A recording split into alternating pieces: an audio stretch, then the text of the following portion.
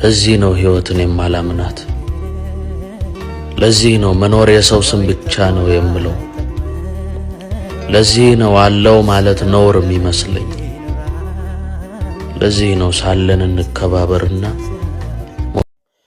ኢና ሊላሂ ወኢና ኢለይሂ ራጅዑን። በጣም የሚያሳዝን ክስተት በባቲ ከተማ ተከስቷል።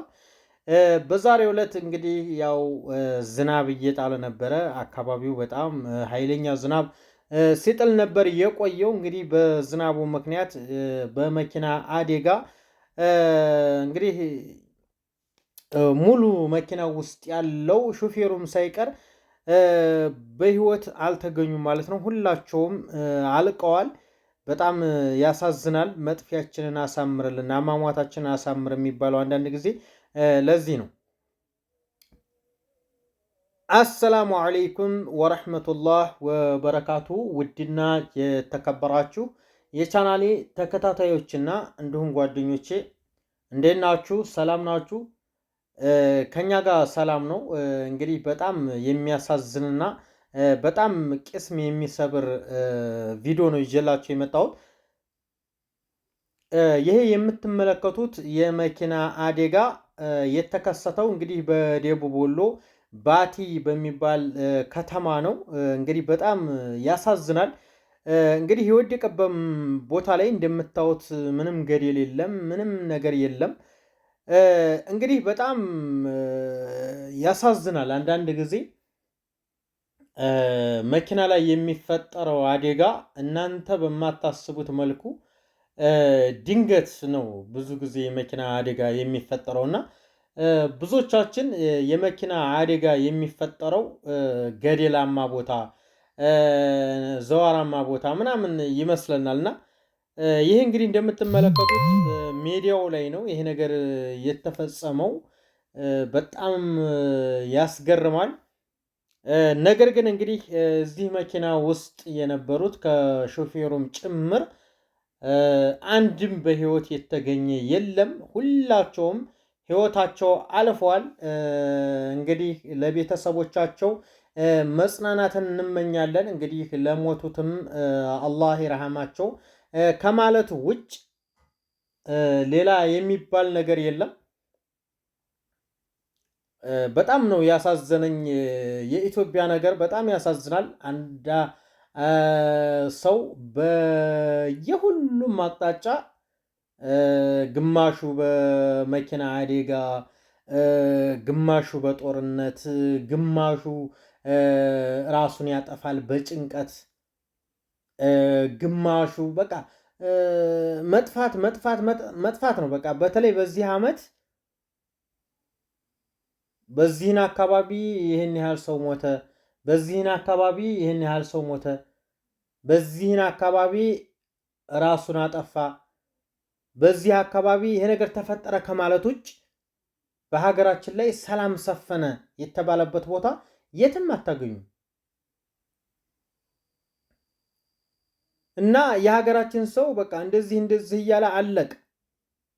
በቃ ምንም የቀረ ነገር የለም። ሁላችንም አልቀናል ማለት ትችላላችሁ። ከውጭ ሀገር የሞተ አስክሬን በየቀኑ ነው የሚገባው። በየቀኑ በየሁሉም አካባቢ መኪና ሲተላለፍ ስታው ከላይ አስክሬን ተጭኖ ነው የሚያልፈው።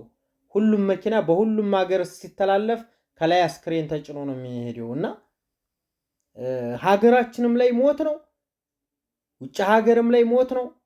በሁሉም አካባቢ ስትሄዱ ሞት ነው።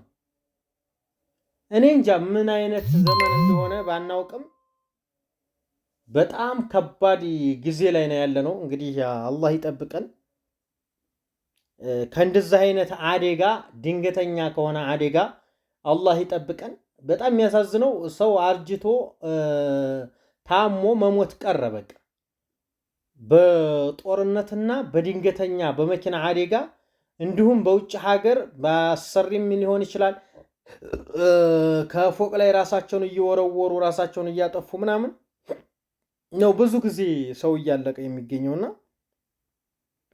በጣም ያሳዝናል። እንግዲህ ዛሬ ላይ የተፈጠረው አደጋ በሀገራችን በየሁሉም አካባቢ ዝናብ ነበረ። በኃይለኛው ዝናብ እየዘነበ ነበረ። በዝናቡ ምክንያት ነው እንግዲህ እዚህ ቦታ ላይ እንደምታዩት መኪናው አደጋ ደርሶበት ሙሉ የያዛቸውን ሰዎች ከነ ሹፌሩ በቃ አይሆኑ የሆነ አደጋ ነበር የተፈጠረውና በጣም ያሳዝናል። በጣምም ልብ ይሰብራል። አንዳንድ ጊዜ አሟሟታችንን አሳምርልን ተብሎ ዱዓ የሚደረገው እንደዚህ አይነት ነው። ድንገተኛ አደጋ፣ መኪና ተጋጭቶ መኪና ተንከባሎ ድንገት ጦርነት ላይ ብጥስጥስ ተደርጋችሁ የምትገደሉ ገደል አለ አይደል? ከእንደዚህ አይነቱ ነው እንደዚህ አይነት ዱዓ ብዙ ጊዜ የሚደረገውና እኔ ማለት የምፈልገው በሀገርም ውስጥ የምንኖረውን ከሀገር ውጭም የምትኖሩትን ፈጣሪ ይጠብቃችሁ ነው የምለው። በቃ ቤተሰቦቻችንንም ፈጣሪ አላህ ይጠብቅልን። ዱዓ የምንደራረግበት ጊዜ ላይ ነው ያለነውና በጣም ያሳዝናል። ብዙ ሰው እኮ ከሀገር ከቤተሰቦቹ ተለይቶ እኮ ውጭ ሀገር እኮ የሚሄደው ገንዘብ አጥቶ ምናምን አይደለም። አሁን ላይ ወጣት ሁሉም በየቦታው እየተሰደደ ያለው የገንዘብ ማጣት አይደለም፣ የሀገር ሰላም ማጣት ነው። ከሀገር ሰላም ማጣት የተነሳ ይሄ ጊዜ እስከሚያልፍ ድረስ ውጭ ሀገር ሄደን መኪና እየሸጡ ቤት እየሸጡ መሬታቸውን እየሸጡ ሀገራቸውን ለቀው ወደ ሌላ ሀገር የሚሄዱት ይሄ ጊዜ ያልፋል በማለት ነው፣ ብዙ ጊዜ ማለት ነው። ነገር ግን ይሄን ጊዜ እናሳልፋለን ብለው ውጭ ሀገርም ሄደው የባሰ አደጋ ነው እየተገጠማቸው ያለው ሰውን ማለት ነው። በቃ የባሰ ነገር እየተሰቃዩ በረሃብ እየሞቱ አይምሯቸው እየተጨናነቀ ራሳቸውን እያጠፉ ከአረቦች ጋር እየተጣሉ አረቦች ነፍሳቸውን እያጠፉ ምናምን ብዙ ነገር ነው እየተፈጠረ ያለውና በሀገራችንም በእንደዚህ አይነት በድንገተኛ አደጋ ሰው እያለቀ ነው። በየሁሉም አካባቢ በአንድ ቦታ ይገርማቸዋል። በአንድ ቦታ መኪና ተገለበጠ ከተባለ በየሁሉም አቅጣጫ እንደ ሰሞን እንግዲህ በከሌም መኪና በከሌቦ እንደዚህ አለቀ ነው። አንድ ጊዜ የጀመረ መኪና መገለበጥ በየሁሉም አካባቢ ነው የሚገለበጠው። ይገርማቸዋል። በጣም የማያሳዝን ሁኔታ ነው። እንግዲህ በባቲ የተፈጠረው ነገር በጣም ከባድ ነው። ለቤተሰቦቻቸው እንግዲህ መጽናናት እንመኛለን። ለሞቱትም እንግዲህ ፈጣሪ ማራቸው። ያው ሞት አይቀርም። አንዳንድ ጊዜ ግን ሳታስቡት በሆነ አደጋ ነገር ሲሞትባችሁ ቤተሰብ በጣም ያስደነግጣልና ምንም ማድረግ አይቻልም። ፈጣሪ ጠብቃችሁ። ቪዲዮ ላይክ፣ ሼር፣ ሰብስክራይብ እያደረጋችሁ